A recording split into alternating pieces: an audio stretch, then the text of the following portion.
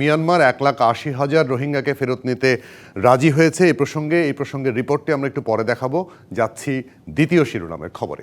ভারতের প্রধানমন্ত্রী নরেন্দ্র মোদীর সাথে বৈঠকে সাবেক প্রধানমন্ত্রী শেখ হাসিনার প্রত্যর্পণ বিষয়ে আলোচনা হয়েছে। একই সাথে ভারতে অবস্থান নিয়ে বাংলাদেশ নিয়ে শেখ হাসিনার দেয়া নানা বক্তব্যের বিষয়েও ভারত সরকারকে অবহিত করেছে ঢাকা। বিমস্টেক সম্মেলনের সাইড লাইনে ব্যাংককে অনুষ্ঠিত বহুল আলোচিত এই বৈঠকে সীমান্ত হত্যা, তিস্তা চুক্তি সহ দুই দেশের স্বার্থ সংশ্লিষ্ট নানা বিষয়ে আলোচনা হয়। এ বিষয়ে আরও বিস্তারিত জানতে আমাদের সঙ্গে দুজন অতিথি যুক্ত হচ্ছেন। ভারতের দিল্লি থেকে যুক্ত হচ্ছেন প্রেস ক্লাব অফ ইন্ডিয়ার সভাপতি গৌতম লাহিড়ী এবং ঢাকা বিশ্ববিদ্যালয়ের আন্তর্জাতিক সম্পর্ক বিভাগের অধ্যাপক এম শাহিদুজ্জামান। দুজনকে স্বাগত জানাই। আপনারা দুজনেই নিশ্চয়ই আমাকে শুনতে পাচ্ছেন। গৌতম লাহিড়ীকে দিয়ে শুরু করতে চাই যে সম্পর্কে পারদ গলতে শুরু করেছে এরকম একটা কথা মোটামুটি বলা হচ্ছে, বিশ্লেষকরাও বলছেন। আপনার দৃষ্টিতে কি মনে হয়, পারদ কি গলবে আদৌ? দেখুন, ভবিষ্যৎবাণী করব না, কিন্তু যেটা ঘটনা যে 5ই আগস্টের পর থেকে ভারত এবং বাংলাদেশের সর্বোচ্চ নেতৃত্ব পর্যায়ে এই যে প্রথম আজকে সাক্ষাৎ ঘটেছে, এটাকে আমি নিঃসন্দেহে বলবো যে একটা অন্তত ইতিবাচক দিক। অর্থাৎ একটা টানাপোড়েন বা জল্পনা চলছিল যে আদৌ বৈঠকটা হবে কিনা, এবং বিশেষ করে ভারতের বিভিন্ন গণমাধ্যম বা কিছু কিছু কূটনৈতিক সূত্র থেকেও আভাস দেওয়া হয়েছিল হয়তো বৈঠকটি নাও হতে পারে। কিন্তু ভারতের নিকটতম প্রতিবেশী 4,000 কিলোমিটারের উপরে সীমান্ত, এটা তো 2,500 4,000 কিলোমিটার বা আটলান্টিক পারের তো কোনো দেশ নয়। ফলে এদের উভয়ের সুখ দুঃখ একে অপরের সঙ্গে জড়িত। ফলে এটা একটা জায়গায় হয়তো আপনার যে ধরনের আমরা তিক্ততা আমি বলবো লক্ষ্য করেছি, সেটা সেটা যে সমস্যার সমাধান করতে পারে না, এটা উভয় রাষ্ট্রের পক্ষ থেকেই সম্ভবত যারা এ বিষয়ে আলোচনা করেছেন তারা এটা উপলব্ধিতে এসেছেন যে যেহেতু এরকম একটি এখন একটা বাস্তবতা, বাংলাদেশে একটা নতুন সরকার প্রতিষ্ঠিত হয়েছে। সেই সরকারের গুণাবলী যাই থেকে থাকুক, কিন্তু এটি সরকার, এবং সেই সরকারের সঙ্গে ভারত সরকারকে কাজ করতে হবে। এবং ভারত সরকার মনে করেন যে সরকারই বাংলাদেশে প্রতিষ্ঠিত হবে, বাংলাদেশের মানুষ যাকে চাইবেন সেই সরকারের সঙ্গেই কাজ করতে হবে। ফলে এই ক্ষেত্রে আমি বলবো বরফ গলে গিয়েছে এরকম কথা আমি বলছি না, কিন্তু ঘটনা হচ্ছে বহু আলোচনা হয়েছে। নইলে দেখুন, কতগুলো ডিপ্লোমেসিতে অপটিক্স ভীষণ কাজে দেয়। যেমন 2015 সালে ভারতের মুম্বাইতে বিজ্ঞান কংগ্রেসে ডক্টর ইউনূসকে ভারত পুরস্কৃত করেছিলেন, এবং সেই পুরস্কার দিয়েছিলেন প্রধানমন্ত্রী নরেন্দ্র মোদী। সেই ছবিটি ডক্টর ইউনূস আজ প্রধানমন্ত্রী মোদীর হাতে তুলে দিয়েছে। অর্থাৎ একটা উষ্ণতা তৈরির কিন্তু তাগিদ আমি বলবো উভয় পক্ষ থেকেই ছিল, ভারতের দিক থেকেও ছিল এবং যেটা বাংলাদেশের পক্ষ থেকেও ছিল। ফলে এটা আগামী দিনে যতটা অগ্রগতি ঘটবে, কারণ আর একটা বড় বিষয় আমার কাছে বলে আমি প্রথম পর্যায়ে শেষ করি, সেটা হচ্ছে যে যে ভারত চায় যে বিমস্টেককে অত্যন্ত শক্তিশালী করতে। যেহেতু সার্ক এখন করা যাচ্ছে না, এবং বিমস্টেক এমন একটি রাষ্ট্রের গোষ্ঠী যেখানে পাকিস্তান বা চীন দুজনেই নেই। ফলে এই অংশটাকে ভারত অত্যন্ত গুরুত্ব দিতে চান, এবং আগামী বছর এই অর্থাৎ এবারই যেটা ব্যাটন হ্যান্ডওভার হবে ডক্টর ইউনূসের হাতে, বাংলাদেশই আগামী সময়ের জন্য পৌরোহিত্য করবে বিমস্টেক, এবং ভারতের বিমস্টেক নিয়ে যে একটা দীর্ঘমেয়াদী পরিকল্পনা রয়েছে, যে পরিকল্পনার কথা প্রধানমন্ত্রী নরেন্দ্র মোদী আজ ঘোষণা করেছে, সেটার জন্য বাংলাদেশকে তার সঙ্গে রাখাটা প্রয়োজন। ফলে সেই কারণে এই সম্পর্ক আমার ধারণা যদি আর কোনো বিপত্তি না ঘটে, অর্থাৎ যেটা বলা হয়েছে যদি একে অপরের বিরুদ্ধে বিষোদ্গার এগুলো যদি ক্রমশ কমে যায়, তাহলে সম্পর্কটা কিন্তু এগোতে থাকবে, এবং সম্পর্কটা কিন্তু জনতার সঙ্গে জনতার কল্যাণের জন্য, যেটা কিন্তু প্রধানমন্ত্রী নরেন্দ্র মোদী বলেছেন।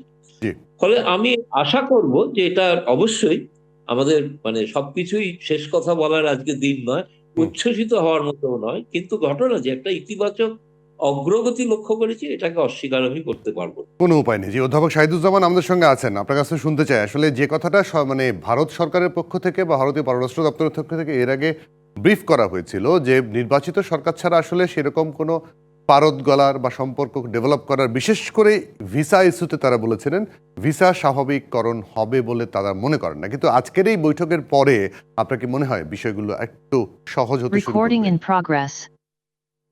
খুব সহজে কিন্তু সম্পর্কের উন্নয়ন ঘটবে না। এটা ঠিক যে বরফ গলেছে দুই সরকার প্রধানের মধ্যে আলাপচারিতার মাধ্যমে, একটা কেমিস্ট্রি ডেভেলপ করবে, একটা মনস্তাত্ত্বিক পরিবর্তন আসবে।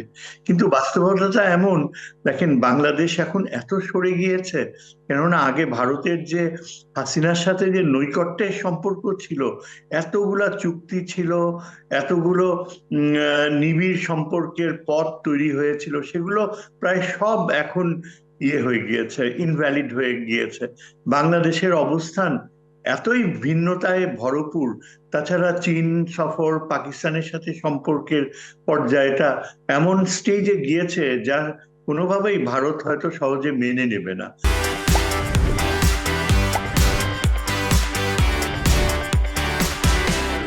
না মেনে নেওয়াটাই স্বাভাবিক।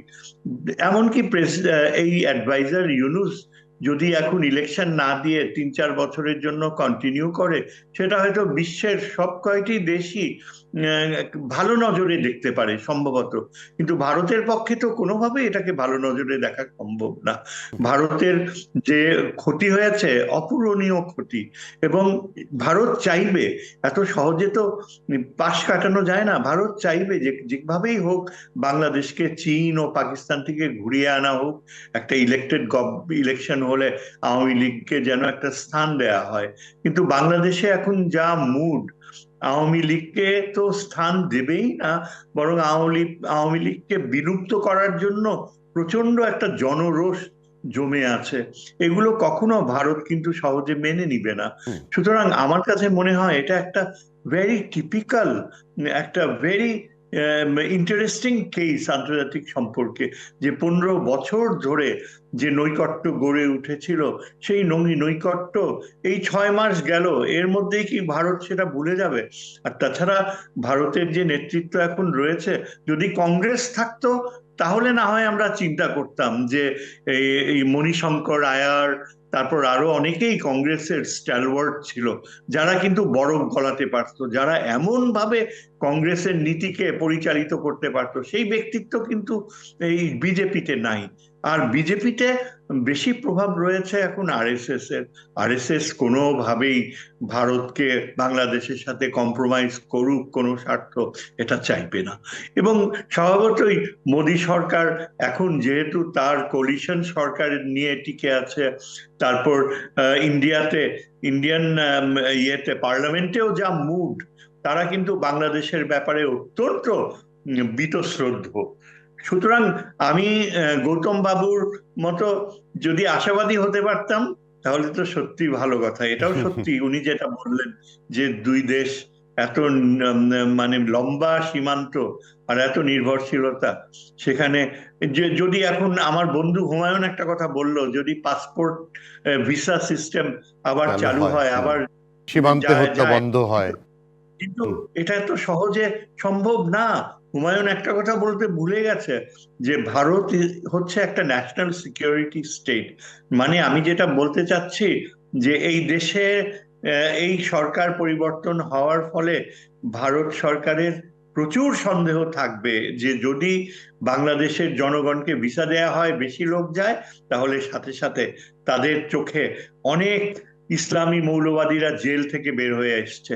এখানে অনেক মৌলবাদীর প্রভাব রয়েছে, এখন পাকিস্তানের প্রভাব রয়েছে। ভারত কোন দুঃখে বাংলাদেশিদেরকে এত সহজে যেতে দেবে? অনেক সাবধান থাকবে ভারত।